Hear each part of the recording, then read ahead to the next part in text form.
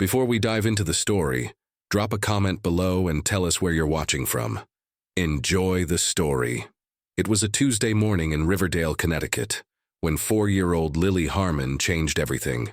The county courthouse, a stern brick building that had stood since 1924, was hosting what should have been a routine custody hearing. The wooden benches were half empty, the usual collection of court clerks, lawyers, and families waiting their turn. The courtroom fell completely silent, recalls bailiff Thomas Monroe. In my 23 years on the job, I'd never seen anything like it. The hearing had begun like any other. Rachel Harmon, a 32-year-old nurse at Riverdale Memorial, sat beside her attorney. Across the aisle, her ex-husband Robert Collins had finally resurfaced after 3 years of missed child support payments, demanding visitation rights. Behind Rachel sat her fiancé of 6 months, Nathan Reed, a 36-year-old math teacher from Riverdale High, known for his patience with struggling students. Judge Walter Simmons had asked Rachel to explain why she opposed supervised visitation. As she spoke, her daughter Lily fidgeted beside her, a small figure in a blue dress with white flowers, her feet dangling far above the floor. Rachel was mid-sentence when it happened, says Monica Weber, the court stenographer. The little girl suddenly stood up, her eyes wide like she'd seen a ghost. The courtroom video, later played countless times on local and then national news, shows Lily turning around, her blonde curls swinging as she pointed directly at Nathan Reed. "He hurts me when Mommy's not looking," the child said, her voice unexpectedly clear in the hushed room. "He says it's our secret game." What followed was chaos. Rachel froze, her face a mask of horror. Nathan Reed stood up, shaking his head, his mouth forming the word no repeatedly. Judge Simmons hammered his gavel while court officers moved toward Nathan. District Attorney Victoria Chang, who happened to be present for another case, immediately approached the bench. Within minutes, Nathan Reed was being escorted out, not yet under arrest but already wearing the expression of a condemned man. You could feel the change in that room. Officer James Landry would later testify. 1 minute he was a respected teacher, a soon-to-be stepfather. The next, he was a monster in everyone's eyes. All from 7 words spoken by a little girl.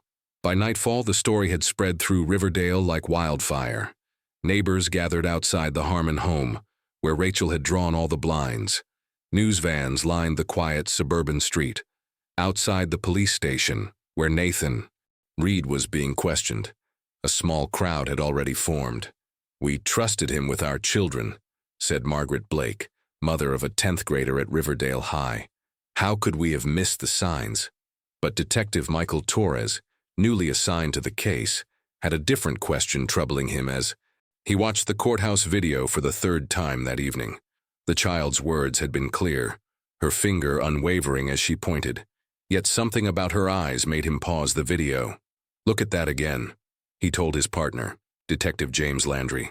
"Does that look like fear to you? Or is she looking at someone else just off camera? Almost like she's checking if she did it right?" As Landry leaned in to look more closely, Torres's phone rang. It was the school counselor, Meredith Franklin, calling with information about Lily Harmon that would cast the first shadow of doubt on what had seemed, just hours before, like an open and shut case. The Riverdale Public Library was hosting its annual book fair fundraiser on a crisp October afternoon. The community center buzzed with activity as residents browsed tables of donated books, homemade treats, and craft items. Among the easy volunteers was Nathan Reed, manning the mathematics section with a quiet enthusiasm that had earned him Teacher of the Year twice at Riverdale High. Nathan had a way about him, recalls library director Helen Marshall. He could make even the most math-phobic student interested in equations. Parents specifically requested him as a tutor. At the adjacent table selling coffee and pastries stood Rachel Harmon, her nurse's scrubs exchanged for jeans and a sweater, her auburn hair pulled back in a simple ponytail. She had volunteered despite working a night shift at Riverdale Memorial, determined to support her daughter's school, which benefited from the fair. "I remember seeing them meet," says Eleanor Wright, who sold homemade jams nearby. "It was such an ordinary moment. Rachel was having trouble with the coffee machine, and Nathan stepped over to help. Who could have known what would come from such a simple interaction? Security footage from the library shows their first conversation lasted 17 minutes. Rachel laughed several times, tucking her hair behind her ear. Nathan gestured enthusiastically, likely explaining something about the book he held. A Brief History of Time by Stephen Hawking. He asked about the book she was holding too. Eleanor continues. Then about her Riverdale Memorial coffee mug. When she mentioned being a single mom, he didn't retreat like some men might. Instead, he seemed genuinely interested. Before the fair ended, Nathan had Rachel's phone number. 3 days later, they had their first date at Milo's Cafe on Main Street. Rachel's life had not been easy.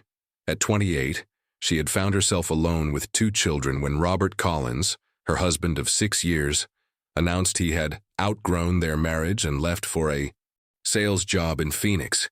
He promised to send money and visit the children. The money came sporadically for 4 months, then stopped. The visits never materialized. Rachel was different after Nathan came into her picture, says Donna Reeves, her supervisor at the hospital. She smiled more, seemed less exhausted. For the first time in years, she started talking about the future instead of just getting through each day. Nathan integrated himself slowly into Rachel's life. Coffee dates became dinner dates. Dinner dates extended to movies after the children were asleep, with Rachel's teenage neighbor babysitting. After 6 weeks, he finally met Tyler, Rachel's 9-year-old son, during an afternoon at the park. Tyler was suspicious at first, Nathan told his colleague, physics teacher David Lawrence, which I respected. The kid was protecting his mom. We bonded over baseball. Statistics, though. Math was my way in. The introduction to 4-year-old Lily came a week later. Nathan arrived bearing a picture book about a girl scientist who saved her town with an invention. Rachel later told friends it was the perfect choice. Thoughtful without trying too hard. Home videos. From Rachel's phone, time-stamped late November, show Nathan helping Tyler with homework at the kitchen table while Lily draws nearby. The domesticity of the scene is striking. A family forming from broken pieces. Not everyone was pleased with the new arrangement. Diana Reed, Nathan's ex-wife of 3 years, made an unexpected appearance at Rachel's workplace in December. She seemed perfectly pleasant, recalls receptionist Judy Morris. Asked to speak with Rachel during her break. They talked in the cafeteria for maybe 15 minutes. Rachel came back looking troubled. What Diana said remains disputed. According to Rachel's later statement, Diana warned her that Nathan wasn't what he seemed, but refused to elaborate when pressed for details. Diana would later claim she merely expressed concern about the relationship moving too quickly. By Christmas, Nathan was a regular fixture. At the Harmon home, photos from this period show happy faces around a modest tree, Nathan's arm around Rachel, Tyler displaying a new baseball glove, and Lily clutching a chemistry set for children. What the photos don't show is what happened 3 days after Christmas, when Lily's preschool teacher, Sandra Walters, pulled Rachel aside during pickup. "I'm probably overreacting," Sandra said, her voice low so other parents couldn't hear. "But Lily's been different this week, more withdrawn. And today during free play, she didn't want anyone touching her dolls. She said they needed to keep their secrets safe. I just thought you should know." Rachel assured Sandra she would talk to Lily. That evening, she asked her daughter about school while they baked cookies, keeping her tone casual. Lily seemed normal, excited about Nathan coming over to watch a movie. When Rachel mentioned Sandra's concerns, Lily simply shrugged. "Teacher Sandy doesn't know about the game," she said, reaching for more sprinkles. "What game, honey?" Rachel asked, a slight chill running through her despite the warm kitchen. Before Lily could answer, the doorbell rang. It was Nathan, arriving early with pizza. The moment passed, forgotten in the evening's activities. Rachel didn't think to ask about it again until weeks later, when it would suddenly take on an entirely different significance. What would have happened if Rachel had pressed further that night? If she had asked what game Lily meant? It's one of many pivotal moments that, in hindsight, might have changed everything that followed. By February, Nathan Reed had become a fixture in the Harmon household. His toothbrush stood in the bathroom cup, His grading papers often spread across the kitchen table after dinner. His laughter mingled with the families during movie nights. To the outside world, they resembled the picture-perfect blended family taking shape. They looked happy, remembers Deborah Canton, who lived 3 houses down. I'd see them walking to the park together, Nathan always carrying that little girl on his shoulders. Tyler would be a few steps ahead, but he'd wait for them at the corner. The home videos from Rachel's phone during this period show ordinary moments. Nathan teaching Tyler to throw a proper curveball in the backyard. Nathan and Lily building elaborate structures with colored blocks on the living room floor. Nathan surprising Rachel with breakfast in bed on her birthday. The children giggling as they helped carry toast and coffee. Yet beneath this seemingly perfect surface, subtle changes were occurring, especially with Lily. Children communicate through behavior more than words, explains Dr. Samuel Cooper, child psychologist who would later review the case. The shifts can be almost imperceptible at first, even to attentive parents. Preschool records indicate that beginning in mid-February, Lily started having what teacher Sandra Walters described as bathroom accidents. Unusual for a child who had been fully potty trained for over a year. Twice she refused to nap, claiming, "Bad things happen when I'm sleeping." During one art session, she colored an entire page black, pressing so hard the crayon broke. "I followed protocol," Sandra stated in her later testimony. "I documented the changes but didn't immediately raise alarms. Children go through phases. Their home lives change. They watch scary commercials.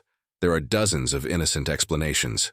When Sandra finally mentioned the pattern to Rachel during a parent-teacher conference, Rachel attributed it to the family's transition. She said Lily was adjusting to having a man in the house again, Sandra recalled. That Tyler had gone through a similar phase when Nathan first started coming around. It made perfect sense. At home, Rachel was noticing her own concerns. Lily, once excited when Nathan arrived, now sometimes hid in her room. When asked to give Nathan a good-night hug, she occasionally stiffened or offered only her hand instead. Other times, she seemed completely normal, even seeking him out to read her bedtime stories. Security footage from the Harmon's doorbell camera, later reviewed during the investigation, showed Nathan arriving one evening in early March. Lily can be seen playing in the front yard, dropping her toys and running inside when his car pulls up. What's notable is her expression, not fear exactly, but a sudden seriousness unusual in a 4-year-old. That same evening, Rachel's phone records show she texted her sister in Boston. "Ever feel like you're missing something important but can't figure out what it is? Lily's been so up and down lately, probably just tired."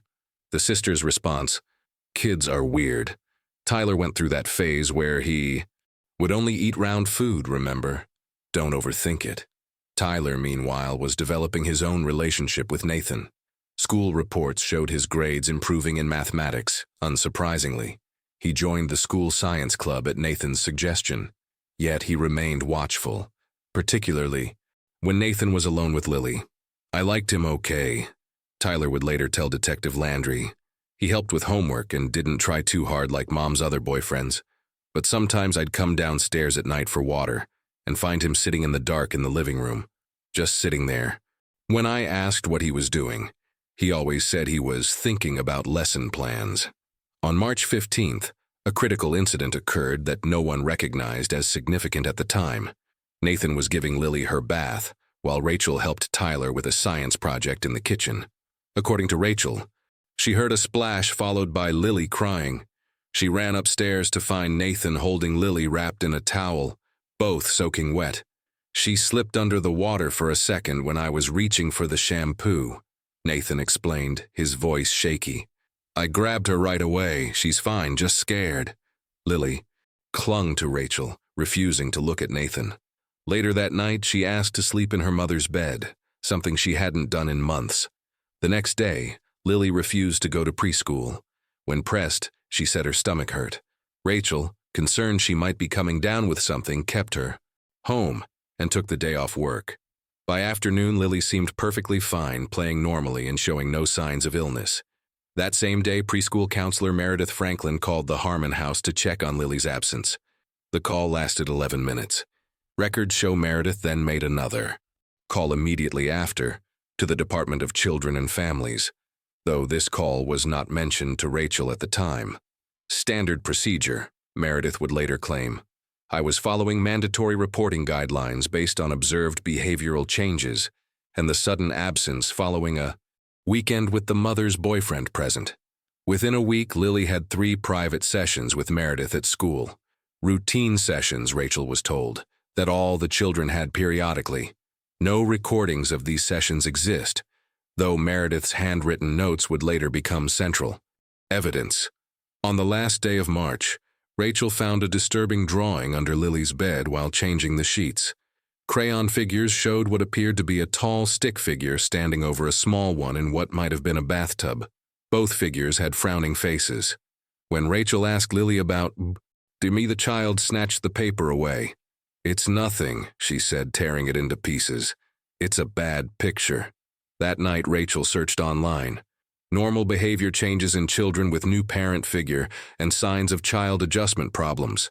She didn't search for abuse indicators, not yet. 2 days later, Nathan proposed marriage. Rachel said yes. The family celebrated with ice cream sundaes at home. In photos from that evening, everyone is smiling, even Lily. But in the last image, captured as Nathan hugged the little girl, the camera caught her looking not at him or at her mother, but off to the side, toward the hallway, where Tyler stood watching with an unreadable expression. The custody hearing that would change everything was still 3 weeks away. April 17th began as an ordinary Tuesday in Riverdale. The weather forecast predicted afternoon showers. Traffic moved slowly through downtown due to road construction on Maple Street. Rachel Harmon's calendar, later introduced as evidence, showed a morning shift at the hospital followed by 2 p.m. court, Robert custody hearing. "I remember her being nervous that morning," says nurse practitioner Claudia Jimenez, who worked alongside Rachel. "She kept checking her phone between patients. I assumed it was about facing her ex-husband. None of us had any idea what would actually happen that day." Rachel had prepared carefully for the hearing. Robert Collins, after nearly 3 years of absence, had filed for supervised visitation rights with both Tyler and Lily. His sudden interest coincided with his return to Riverdale for a new sales position and, many suspected, a reduction in his child support arrears. "She wore a navy blue dress, professional but not flashy," recalls Rachel's attorney, Samantha Davies. She brought a folder with school records, medical information, and a timeline of Robert's involvement, or lack thereof. She was composed, focused on protecting her children while still appearing reasonable to the judge. The courtroom video shows Rachel arriving at 1:47 p.m. Nathan accompanied her, dressed in a gray suit and red tie. Tyler was in school, but Lily came with them, wearing the blue dress with white flowers that would later be described in countless news reports. Nathan seemed supportive, Bailiff Monroe later testified. He carried the little girl's backpack with her coloring books, held the door for Rachel, kissed her cheek before sitting in the gallery. Nothing that raised any red flags. Robert Collins arrived moments later with his attorney, Martin Green. The video captures Rachel stiffening when Robert entered, though she didn't turn around. Nathan, seated 3 rows behind her, watched Robert intently. Judge Walter Simmons called the case at 2:09 p.m. The first 20 minutes proceeded routinely. Both attorneys outlined their clients' positions. Robert's lawyer emphasized his client's reformed lifestyle and desire to rebuild relationships with his children. Samantha Davis countered with Robert's history of broken promises and the children's emotional well-being. At 2:32 p.m., Judge Simmons asked Rachel directly why she opposed even supervised visitation. "I'm concerned about consistency," Rachel began, her voice steady. "The children, especially Lily, need stability. When Robert left, Lily was barely 1 year old. She doesn't know him. Tyler remembers, but those memories include many disappointed weekends waiting by the window for a father who never showed up." As Rachel spoke, Lily sat beside her, quietly coloring. In a princess book, the courtroom camera shows her occasionally looking up, particularly when her name was mentioned. At one point, she turned to look back at Nathan, who smiled encouragingly. What happened next occurred at precisely 2:37 p.m. As Rachel continued addressing the judge, Lily suddenly put down her crayon. The courtroom video shows her turning completely around in her seat to face the gallery. She stared for 3 full seconds, then raised her small arm, index finger extended. "He hurts me when Mommy's not looking," she said clearly, pointing directly at Nathan. "He says it's our secret game." The next 60 seconds were chaotic. Rachel froze mid-sentence, turning to her daughter with an expression of shock. Nathan stood up, repeatedly saying no and shaking his head. Judge Simmons banged his gavel, calling for order. Court officers moved toward Nathan, while the reporter asked for silence so the child's statement could be properly recorded. "I've never seen a courtroom transform so quickly," Attorney Martin Green later told reporters. "One minute we were having a routine custody discussion. The next, we were in the middle of what appeared to be a child abuse revelation. The tension was palpable. District Attorney Victoria Chang happened to be present, waiting for another case. She immediately approached the bench, speaking quietly with Judge Simmons. The judge then ordered a 15-minute recess, directing court officers to escort Nathan to a conference room and to take Rachel and Lily to his chambers. Rachel was in complete shock, Samantha Davis recalled. She kept looking from Lily to the door where they'd taken Nathan, like she couldn't process what was happening. She didn't cry, didn't speak. She just held Lily's hand so tightly, her knuckles were white. In the judge's chambers, Victoria Chang asked Lily a series of simple questions. Her name, age, where she went to school, before addressing what had happened in the courtroom. "Can you tell me about the secret game you mentioned?" Chang asked, according to the transcript. "He touches me in the bathtub and in my bed," Lily replied. "He says if I tell Mommy she'll be sad and it will be my fault." "Who does this, Lily?" Chang asked. "Nathan," the child answered, "and he takes pictures sometimes with his phone." Throughout this exchange, Rachel sat motionless, her face drained of color. When Chang asked if she had observed any concerning behaviors, Rachel's response was barely audible on the recording. "There were signs. I didn't want to see them." By 3:15 p.m., the Riverdale Police Department had been notified. Detective James Landry, a 17-year veteran, specializing in crimes against children, arrived with his partner, Detective Michael Torres. Nathan Reed was formally interviewed in the courthouse conference room, while Rachel and Lily were taken to a private family room. Nathan's initial reaction was disbelief, Detective Torres noted in his report. He repeatedly stated, "This can't be happening and she must be confused." He offered his phone for examination and consented to a search of his residence. The news spread quickly through the courthouse, then the town. Court Clerk Irene Feldman called her sister, whose child attended Riverdale High, where Nathan taught. By 4:30 p.m., the principal had been informed. By 5:15, Nathan was placed on immediate administrative leave. Robert Collins, the forgotten figure in the day's events, sat silently throughout the proceedings. When the hearing was officially postponed, he approached. "Detective Landry, I always felt something was off about that guy," he told the detective, loud enough for several witnesses to hear. "Rachel never listened to me. Maybe she'll listen now." As evening fell, Nathan Reed was taken to the police station for further questioning. No formal charges had been filed yet, but his name was already becoming synonymous with the worst kind of crime in Riverdale. News vans began arriving outside the police station. The Harmon home was surrounded by reporters. Social media exploded with rumors. Nathan's faculty photo from the school website circulated with captions too inflammatory to reprint. Overnight, a man who had spent 15 years building his reputation as an educator watched it dissolve completely.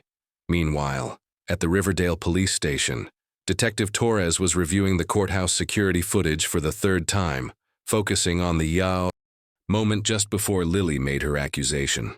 "Watch her eyes," he told his partner, freezing the frame. "She looks at the back of the courtroom first, then at Reed, almost like she's checking with someone." Detective Landry leaned closer. Who was sitting in that back corner? The camera angle didn't show the full gallery. Torres made a note to obtain the complete attendance record for the hearing. At that moment, his phone rang. It was Meredith Franklin, the counselor from Lily's preschool. "I think there's something important you should know about Lily Harmon," she said. something that might help explain what happened today. The morning after Lily's courthouse accusation, Riverdale Preschool became the center of attention. Yellow police tape cordoned off Lily's classroom, transforming a cheerful space of finger paintings and alphabet charts into a crime scene. "We've never had anything like this," Principal Diana Winters told reporters gathered outside. "Our priority is the children's safety and supporting the Harmon family through this difficult time." Inside, Detectives Landry and Torres interviewed staff members individually, starting with Lily's teacher, Sandra. "Walters." "Yes, I noticed behavioral changes," Sandra confirmed, her hands nervously straightening the papers before her. "Regression in bathroom habits, nightmares during nap time, withdrawal from previously enjoyed activities. I documented everything following school protocol." When asked when she first reported these concerns, Sandra's answer surprised the detectives. "I spoke to Rachel twice, informally in December, then more directly at the February parent-teacher conference. But my first official report to counseling was in early March, after the bathroom accidents increased." "And who handled that report?" Torres asked. "Meredith Franklin, our school counselor. She took over Lily's case completely." Meredith Franklin's office was small but meticulously organized. Child psychology degrees hung on one wall, while children's artwork covered another. The counselor herself presented a composed figure. Early 40s, hair pulled back, voice measured and professional. "I conducted 3 evaluation sessions with Lily in March," she explained, placing a folder on her desk. "The first was standard procedure following Ms. Walters's concerns. The subsequent sessions were necessary based on what emerged." "Which was?" Landry prompted. "Indicators consistent with possible abuse," Meredith replied. "Lily used anatomically concerning language during doll play. She exhibited fear responses when discussing bath time or bedtime. She drew pictures with troubling elements." "Do you have these drawings?" Torres asked. "I documented them," Meredith said, sliding several photocopies across the desk. "The originals went home with Lily. Standard practice." The drawings showed dark, heavy crayon marks, stick figures with disproportionate bodies, what might have been a bathtub or a bed. The interpretations could vary widely depending on the viewer's perspective. "Did you record these sessions?" Landry asked. "No," Meredith answered quickly. "I took notes only. Recording can inhibit a child's openness." "And you reported your concerns to Child Protective Services?" "On March 16th. Yes, they advised monitoring while they assessed." Torres studied the woman carefully. "That's one day after an incident where Lily reportedly slipped underwater during bath time with Nathan present." Something flickered across Meredith's face. Surprise, perhaps. "I wasn't aware of that specific incident." "Did Lily ever name Nathan Reed specifically in your sessions?" Landry asked. Meredith hesitated. "Not explicitly, no. She referred to him, or the man, but context made it clear." "What context exactly?" Torres pressed. "She said, 'The man who sleeps at our house and the man who gives me baths now.' Given her family situation, that could only be Nathan Reed." As the detectives left the school, Dr. Samuel Cooper, the child psychologist assigned by the court, arrived to conduct his own evaluation of the school environment. His reputation for thoroughness was well known in Connecticut legal circles. "Psychological evidence, especially from very young children, requires extraordinary care," Dr. Cooper later wrote in his assessment. "Children's memories and language are developing. Their understanding of relationships, bodies, and appropriate boundaries is incomplete. They are highly susceptible to suggestion, especially from authority figures they trust." That afternoon, while the school investigation continued, a search warrant was executed at Nathan Reed's apartment. Officers photographed each room, collected bedding for analysis, and confiscated his computer, phone, and camera equipment. Nothing immediately suspicious was found, the search report stated. No child-related materials beyond teaching resources. No hidden cameras or recording devices. No photographs of Lily Harmon or other children in inappropriate context. Nathan's phone, unlocked with his provided passcode, contained thousands of photos. Lessons plans, math problems, nature shots, and everyday moments with Rachel and her children. Forensic analysis would take weeks to complete. Meanwhile, Rachel Harmon took Lily to Riverdale Memorial Hospital for a physical examination. Dr. Elizabeth Chen, a pediatrician specializing in abuse cases, conducted the evaluation with extreme sensitivity. The examination showed no physical evidence of sexual abuse, Dr. Chen's report concluded. However, absence of physical findings neither confirms nor rules out the possibility of inappropriate contact. By evening, Nathan Reed had been released from questioning. No charges had been filed, but a restraining order prohibited him from contacting Rachel or her children, approaching their home, or returning to the school where he taught. "We're proceeding carefully," District A. Attorney Victoria Chang told the press. "Child welfare is our absolute priority, but we're committed to a thorough investigation before formal charges. Mr. Reed is cooperating fully." That night, Detective Torres reviewed his notes at his kitchen table, spreading out timeline details and witness statements. Something about Meredith Franklin's interview bothered him, but he couldn't pinpoint what. His phone rang. Detective Landry calling from the station. "You need to see this," Landry said. "I just checked the courthouse attendance record from yesterday's hearing. Guess who was sitting in the back corner? Exactly where Lily looked before making her accusation." "Who?" Torres asked. "Meredith Franklin, the school counselor. She wasn't on any witness list. Had no official reason to be there." "That's interesting," Torres said slowly, "because according to the school secretary's visitor log, Meredith Franklin also had an unexpected visitor 3 times in March. Care to guess who?" "Robert Collins," Landry answered. "Lily's biological father." "Bingo. Now, why would Lily's absent father be meeting privately with her school counselor just weeks before a custody hearing?" The Riverdale County Detention Center processed Nathan Reed at 9:17 a.m. on Thursday morning, 2 days after Lily's courthouse accusation. Despite the lack of formal charges, Judge Simmons had ordered him held for 72 hours based on credible allegations involving a minor and potential flight risk. "Standard procedure in these cases," explained Sheriff Mark Davidson. "When a child is involved, we err on the side of caution while the investigation develops." The intake video shows a markedly different Nathan Reed than the confident teacher from days earlier. His shoulders slumped, eyes downcast, he answered the processing officer's questions in barely audible monosyllables. The yellow jumpsuit hung loosely on his frame. "Name?" the officer asked. "Nathan Andrew Reed." "Occupation?" A pause. "Teacher. Or I was."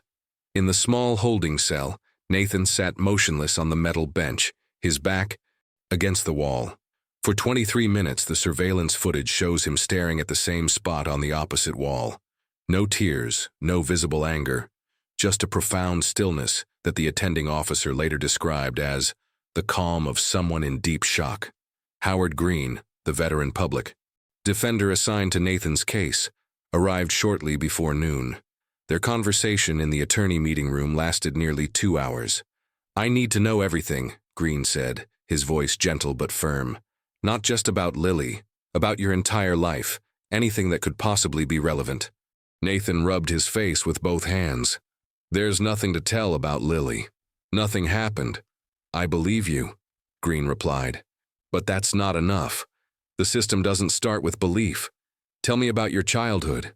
Any trauma? Abuse?" Nathan's expression shifted. "Why does that matter?" "Because people will look for patterns. History often repeats itself." Over the next hour, Nathan revealed aspects of his past he'd rarely discussed. His father's abandonment when he was 6, his mother's depression and subsequent alcoholism, the series of uncles who cycled through their small apartment in Hartford. "One of them, my mom's boyfriend when I was 11. He wasn't good to me," Nathan admitted, his voice hollow. "It lasted 8 months before he left. I never told anyone, not even Diana during our marriage." Green took careful notes. "Did you ever receive counseling?" "In college, yes. That's partly why I became a teacher. I wanted to be for kids what no one was for me, a stable adult who actually saw them." Meanwhile, across town, Detective Torres was interviewing Diana Reed, Nathan's ex-wife. They sat in her small apartment surrounded by half-unpacked moving boxes. "We were married for 5 years," Diana explained, curling her hands around a mug of untouched coffee. "The divorce was finalized 3 years ago." "Why did you divorce?" Torres asked. Diana sighed. "It sounds cliché, but we wanted different things. I wanted children. Nathan was hesitant. He didn't want kids." "It wasn't that simple. He loved children, his students, our friends' kids, but having his own terrified him. He worried about repeating patterns from his childhood." She paused. "When Rachel called to tell me they were engaged, I was surprised he was taking on an instant family." "You warned Rachel about Nathan," Torres noted. "What exactly did you tell her?" Diana looked uncomfortable. "I didn't warn her exactly. I just suggested she take things slowly. Nathan has demons he never fully addressed." "What demons specifically?" "His childhood left scars. Sometimes he'd wake up screaming. Other times he'd just shut down completely, emotionally unreachable for days." Diana's eyes met the detective's. "But he would never hurt a child. That's the one thing I'm certain of." Back at the detention center, Nathan picked at the bland dinner on his tray. In the next cell, a man arrested for DUI snored loudly. Down the corridor, someone was crying. Howard Green had left hours earlier with a promise to return tomorrow. "The DA hasn't filed charges yet," he'd said. "That gives us time to build your defense before formal arraignment." As night fell, Nathan lay on the thin mattress, staring at the ceiling. The guard's report noted he remained awake until at least 3 a.m., not speaking, barely moving. What the guard couldn't see were the memories flooding through Nathan's mind. Fragments of his life played in disconnected sequence. His mother passed out on the couch, an empty bottle on the floor. Himself at 12, hiding in a closet while her boyfriend raged through the apartment. The day he received his teaching certification, no family present to witness his achievement. The first time he met Lily, her shy smile as he read her the story about the girl scientist. The moment in court when her small finger pointed directly at him, destroying everything. At the Harmon house, Rachel sat alone in her darkened kitchen. Tyler and Lily were finally asleep after a day of questions, tears, and confusion. Her phone showed 17 missed calls, reporters, concerned, friends, her supervisor at the hospital offering emergency leave. Among the notifications was a text from Nathan, sent moments before his phone was confiscated. "Rachel, please. You know me. This isn't true. I would never hurt Lily. I would never hurt any child. Please believe me." She hadn't responded. Couldn't respond. The possibility that she had brought danger into her children's lives, that she had missed signs that should have been obvious, consumed her with paralyzing guilt. The kitchen clock read 2:14 a.m. when Rachel made a decision. She opened her laptop and typed, "How reliable. Our children's accusations of abuse?"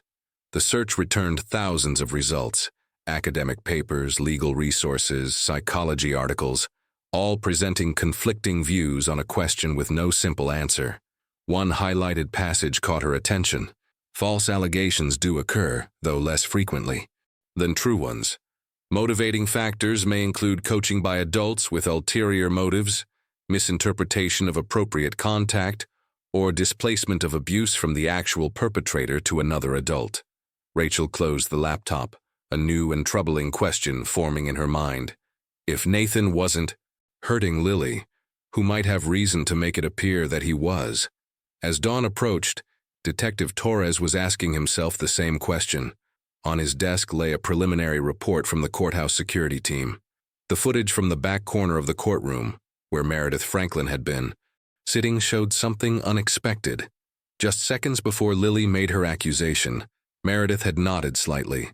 To anyone watching casually, it might have seemed like nothing, a simple adjustment in her seat. But Torres had watched it frame by frame. It was a signal. And Lily, looking back at precisely that moment, had seen it. By the end of Nathan Reed's first week in custody, Riverdale had transformed. "Protect Our Children" signs appeared in storefronts. The high school where Nathan taught held emergency parent meetings. The local newspaper ran daily updates, each headline more sensational than the last. Teacher's Dark Secret, screamed the Friday edition of the Riverdale Chronicle, featuring Nathan's faculty photo alongside a silhouette representing Lily. The media frenzy was unlike anything our town had seen, recalls Mayor Patricia Williams. Reporters from Hartford and even New York descended on us. Everyone had an opinion. Everyone knew someone who always had suspicions about Nathan Reed. At the center of this coverage was Olivia Jenkins, an ambitious reporter for Channel 8 News.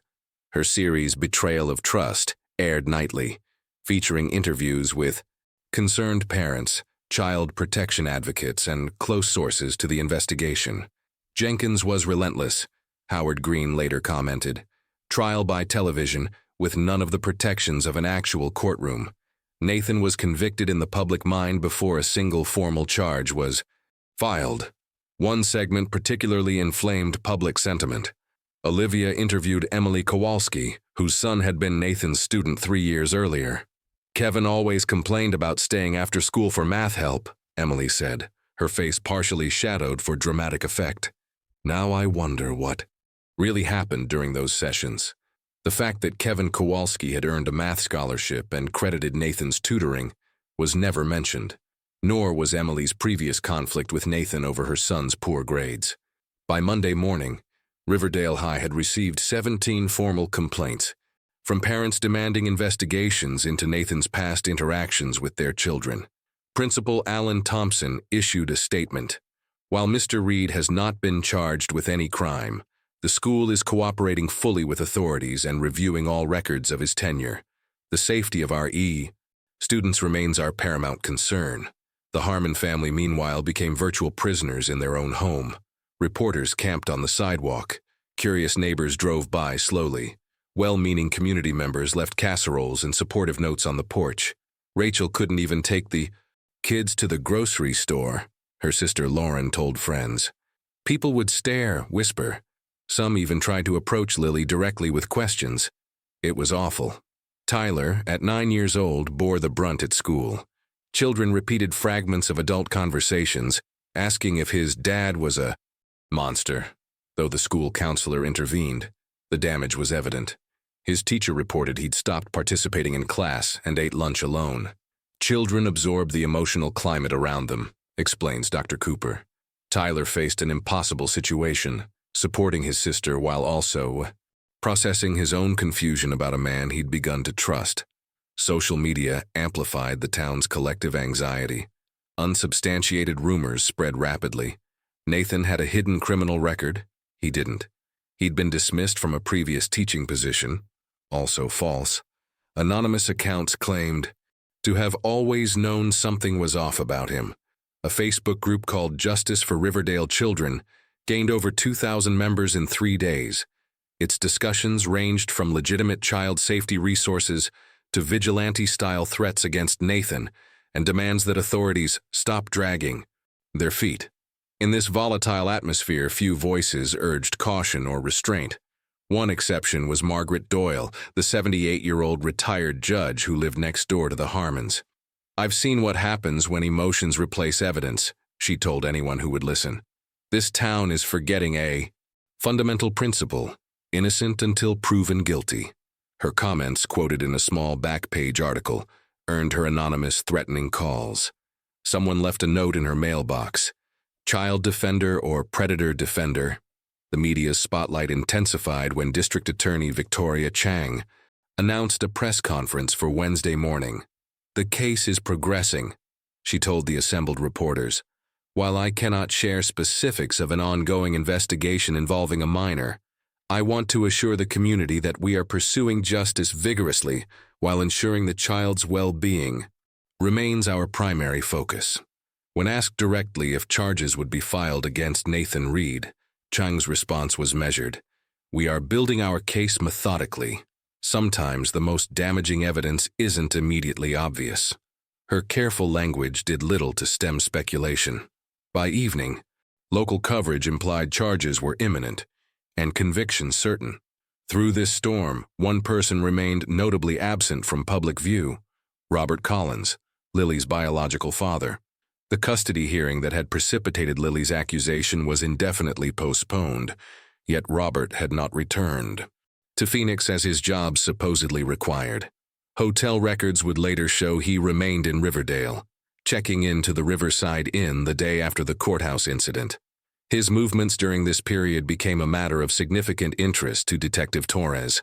Collins visited the elementary school twice that week, Torres noted in his investigation log, once to speak with Meredith Franklin for approximately 40 minutes, and again allegedly to drop off paperwork related to Tyler, though the school secretary reported seeing him in the preschool wing near Lily's classroom. Security.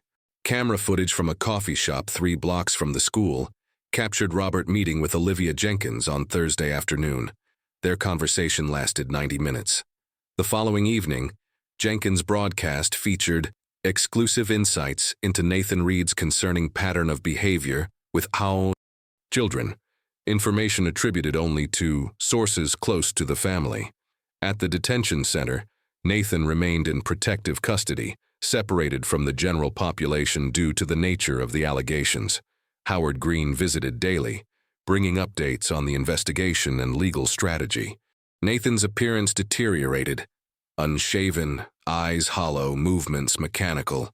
"I'm losing everything," he told Green during one visit. "My career, my reputation, Rachel and the kids. Even if I'm cleared completely, who will ever trust me with their children again?" Green had no comforting answer. 27 years of criminal defense had taught him the harsh reality. In cases involving children, public perception rarely recovered from initial accusations, regardless of the final verdict. As the week ended, Detective Landry received the preliminary analysis of Nathan's electronic devices. No incriminating photos, videos, or messages were found. No inappropriate websites in his browsing history. No suspicious communications with children or about children. "Keep digging," District Attorney Chang instructed when informed. "These types aren't always obvious. Check for deleted files, hidden folders, encrypted content." But Torres had begun to focus on a different trail. That Friday evening, he parked his unmarked car outside the Riverside Inn, watching as Robert Collins emerged with a folder under his arm. Robert drove directly to a residential address on Maple Street, the home of Meredith Franklin. He remained inside for 2 hours and 17 minutes. The Riverdale County Courthouse buzzed with anticipation on Monday morning as Nathan Reed's preliminary hearing began. After 10 days of investigation, District Attorney Victoria Chang had filed formal charges: 2 counts of child endangerment and 1 count of inappropriate conduct with a minor. Not the most serious charges possible, legal analyst Martin Schultz explained to waiting reporters. This suggests the prosecution may have evidence issues, but believes strongly enough in their case to proceed. Inside Courtroom B, the gallery was filled to capacity. Rachel Harmon sat in the front row beside her sister Lauren. Both women dressed conservatively, expressions guarded. 3 rows behind them, Diana Reed drew curious glances. The ex-wife attending not out of malice, she would later say, but from a sense of obligation to the truth. Nathan entered in handcuffs, the orange jumpsuit hanging loosely on his frame. 10 days of detention had left visible marks, stubbled cheeks, dark circles beneath his eyes, a slight stoop to his normally straight posture. He glanced once at Rachel, who looked quickly away. Judge Caroline Mendoza, known for her no-nonsense approach, established ground rules immediately. "This is a preliminary hearing to determine if sufficient evidence exists to proceed to trial," she reminded everyone. "It is not the trial itself. I expect complete professionalism from all parties."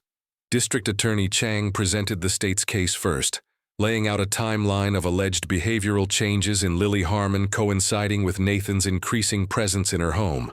"The evidence will show that beginning in approximately February, the victim exhibited classic signs of childhood trauma," Chang stated. "Regression in toileting habits, sleep disturbances, withdrawal from previously enjoyed activities, and concerning artwork."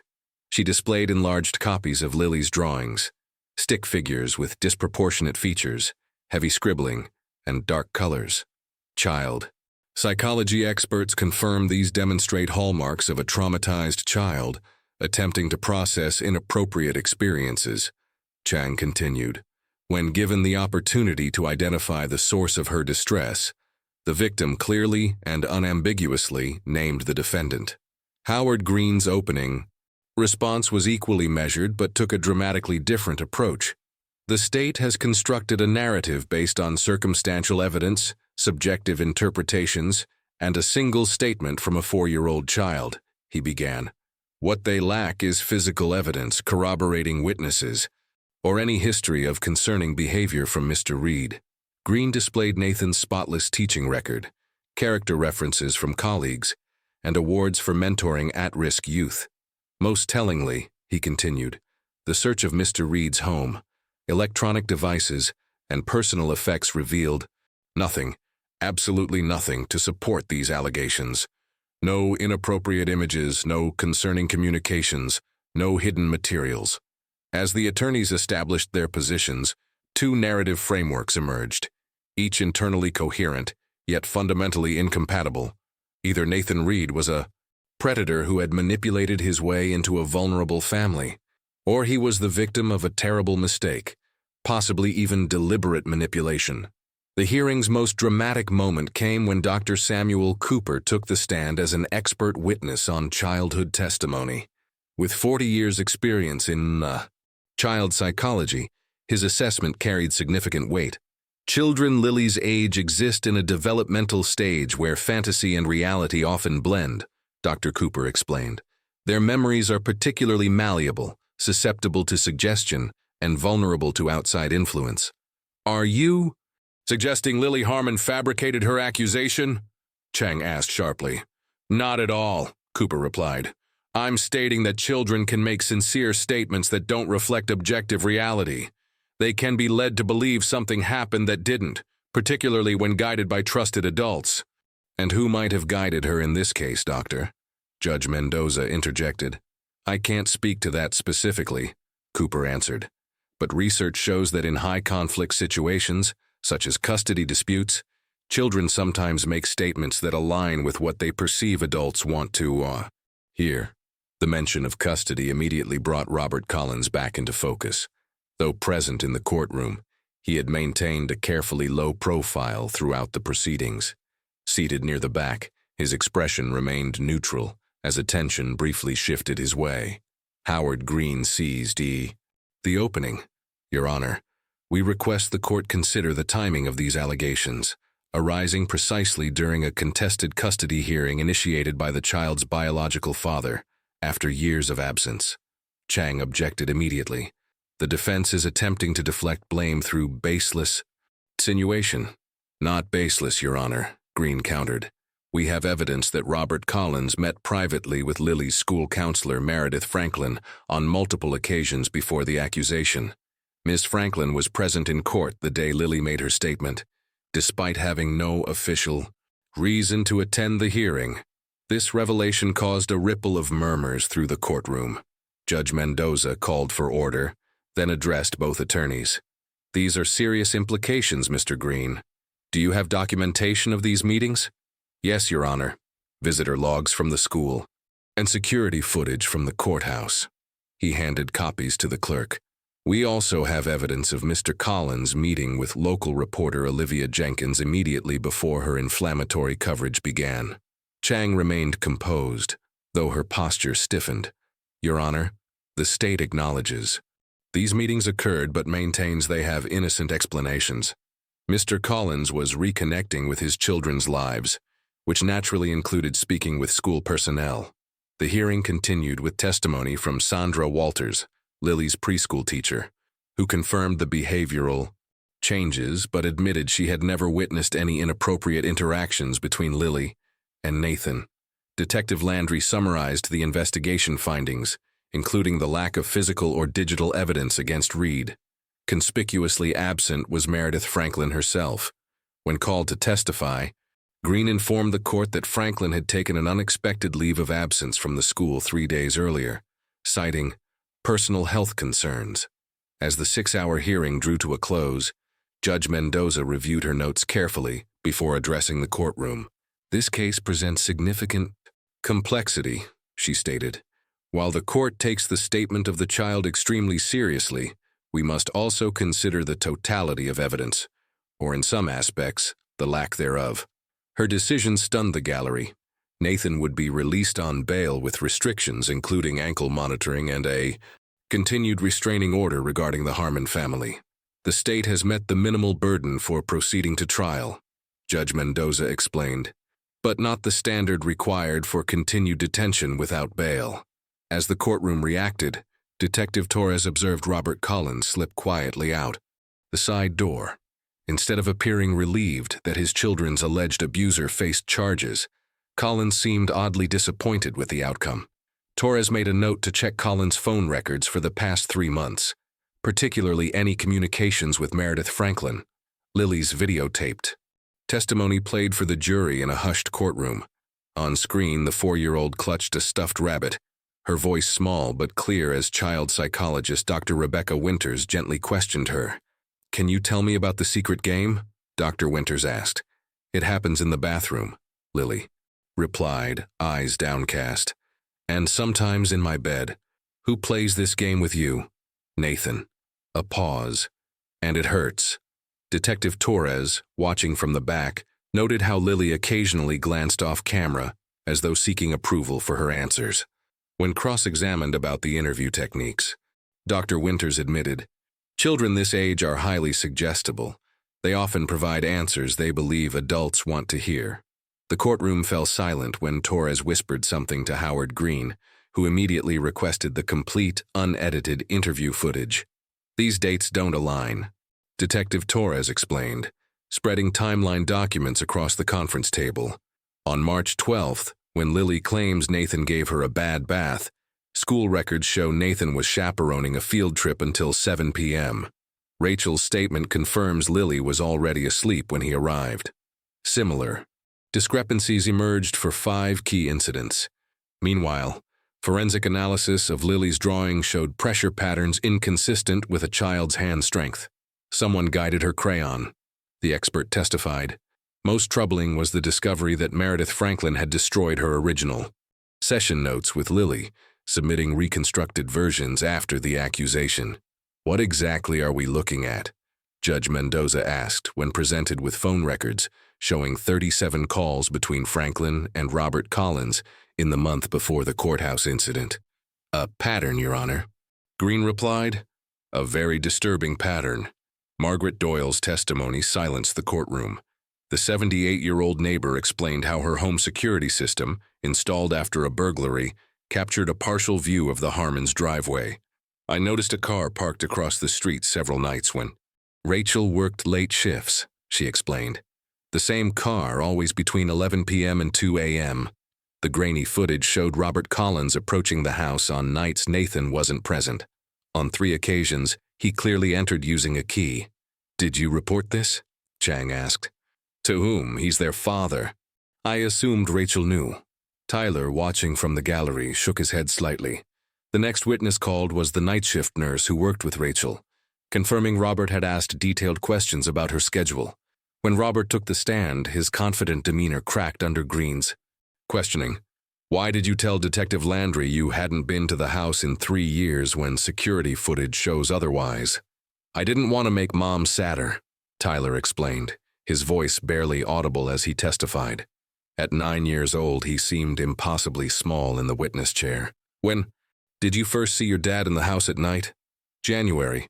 He said he and Mom were working things out, but it was a surprise. He made me promise not to tell Nathan." Tyler described finding Robert in Lily's room several times. He said he was checking on her, but she'd wake up crying after he left. The boy's most damning testimony came when Green asked about the secret game. "Lily told me Dad taught her to say that stuff about Nathan, said if Nathan went away, Dad could come home forever." When shown Lily's drawings, Tyler identified several he'd watched Robert create while instructing Lily to color over them. Chang's objections grew increasingly desperate as the defense case strengthened. Diana Reed approached the stand with reluctance. Her testimony, originally intended to support the prosecution, had evolved as evidence emerged. "Nathan and I divorced because we wanted different things," she explained. "He was afraid of having children because of his own childhood trauma. He worried he wouldn't know how to be a good father." "Did he ever exhibit inappropriate behavior toward children?" Green asked. Never, the opposite, he was protective to a fault. Diana then revealed the truth behind her warning to Rachel. I wasn't concerned about Nathan hurting anyone. I warned her about Robert Collins. He'd been calling me, asking strange questions about Nathan and the children's schedules. Green presented phone records confirming 17 calls from Robert to Diana in December alone. Why didn't you tell the police this initially? Chang demanded. Because no one asked, Diana replied. Everyone assumed Nathan's guilt from the beginning. The case against Nathan collapsed spectacularly in the final days of trial. Meredith Franklin, finally located and subpoenaed, invoked the Fifth Amendment when questioned about her relationship with Robert Collins. Financial records revealed a $25,000 deposit to her account 2 days after Lily's accusation. Dr. Rebecca Winters, reviewing the complete interview footage, identified 17 instances of leading questions and subtle coaching. This interview violated every protocol for reliable child testimony. The devastating blow came when computer forensics discovered deleted text messages on Robert's phone, recovered from cloud backup. Robert to Meredith. Make sure she knows exactly what to say. Nathan gone, full custody for me. Plus child support ends. Meredith.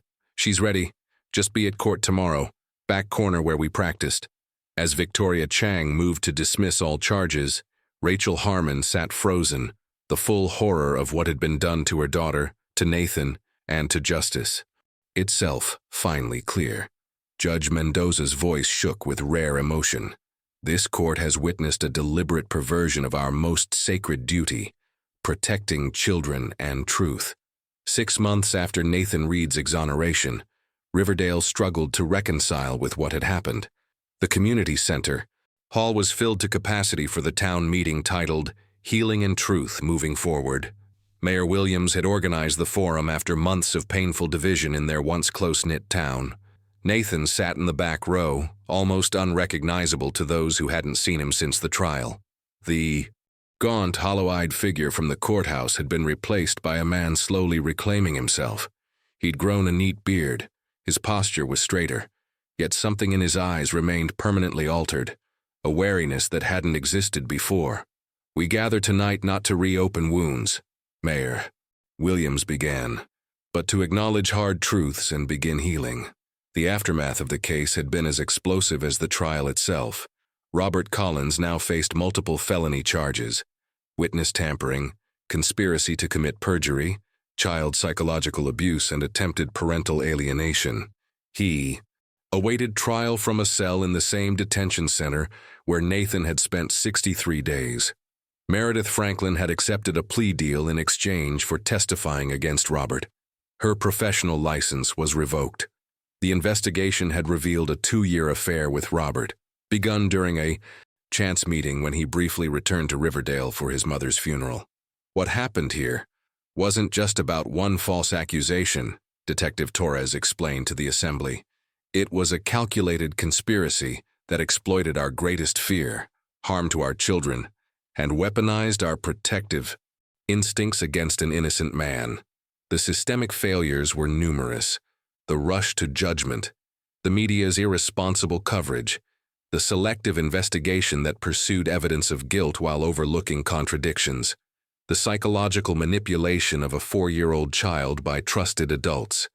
Rachel Harmon approached the microphone next, her hands visibly trembling. The room fell silent. Her decision to speak had surprised many. I failed my daughter, she began, voice breaking. I failed Nathan. I allowed myself to believe something terrible about a good man because I was afraid not to.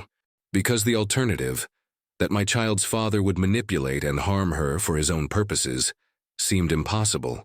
She detailed the painful recovery process for their family. Lily, now 5, was seeing Dr. Cooper weekly, slowly understanding that the secret game and bad things she'd been coached to describe had never actually happened. Tyler had developed anxiety and trust issues, but was slowly improving. The damage done to children in the name of protecting them is still damage, Rachel concluded, and it cannot be undone quickly or easily. When Nathan finally spoke, his words were directed not at his accusers or those who had abandoned him, but at the handful who had maintained his innocence. Diana, Detective Torres, Margaret Doyle, and eventually Rachel herself.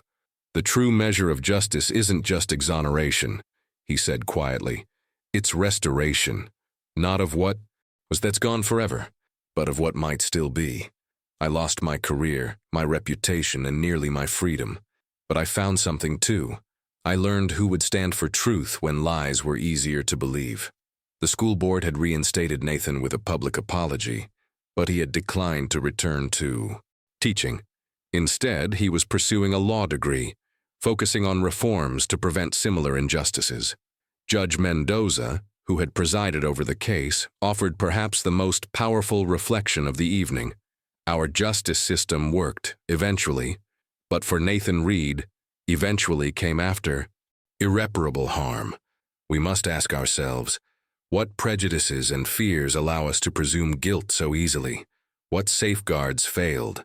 And most importantly, how do we ensure this never happens to another child or innocent adult? As the meeting concluded, a small unexpected figure slipped through the crowd toward Nathan. Lily Harmon, holding her mother's hand, approached the man who had been cast as her abuser. "I'm sorry," she said simply, with the directness only children possess. "Daddy told me to say bad things, but I know now they weren't true." Nathan knelt to her level, his eyes glistening. "It wasn't your fault," he said gently. "Not ever." In that moment, in a school gymnasium in a small Connecticut town, the first fragile strand of a broken trust began to mend. Behind them, Margaret Doyle watched with quiet satisfaction. "The truth," she whispered to no one in particular, "always finds its way home eventually. Our job is simply to keep the porch light on for its return."